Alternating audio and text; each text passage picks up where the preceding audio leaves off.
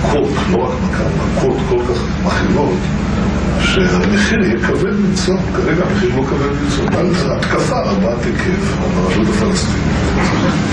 מדברת על הפחד שהכל מתמוטט. לא פוחדים, צוחקים להם, יראו לנו לתוך הישב וצחוק ופשוט הם לא פוחדים. זה מה שמביא אותם ואז, רגע, אבל אז השוקם העולם יגיד מה, אתם כובשים? אתה לא מפחד מהעולם, ביבי. במיוחד היום עם אמריקה, אני יודע מה זה אמריקה. אמריקה זה לא שאפשר להזיז אותו בקלות, להזיז לכיוון הנכון. אבל לא יפריעו לו. אז שאם אנחנו עושים איזה משהו, אז הם... יש שאלה, אז נניח שהם אומרים משהו. אז אמרו, 80% מהאמריקאים תומכים בנו. זה אבסורד. לא פחדתי להתעמת שם. לא פחדתי להתעמת עם קלינטון. לא פחדתי להתעמת עם אובמה. מה היו הסכמי אוסלו? הסכמי אוסלו שהכנסת חתמה עליהם. שאלו אותי לפני הבחירות, התקיים, בתנאי כפוף להדדיות וצמצום הנסיבות. אבל איך אתה מצמצם את הנסיבות? אני אתן פירוש להסכם שיאפשר לי להפסיק את הדירה הזאת לקווי 67.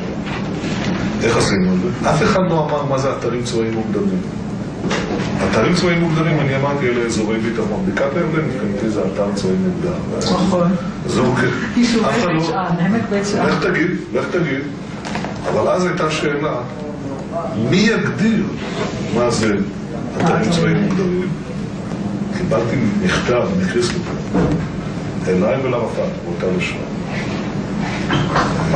שאומר שישראל בלבד היא זו שתגדיר מה הם את מיקום האתרים הצבאיים האלה ואת גודלם. עכשיו, הם לא רצו לתת את המכתב הזה, אז לא נתתי את הסכם כמובן. הפסקתי את ישיבת הממשלה, אמרתי, אני לא חושב. רק כשהגיע המכתב, תוך כדי הישיבה, אליי ואל הרפ"ק, חתמתי על הסכם. תגיד לו שעדיף לתת 2% מאשר לתת 100%. וזו הברירה שעומדת כאן הפרק. אתה נתת 2%, ובזה עצרת את הנסיגה הזאת במקום 100%.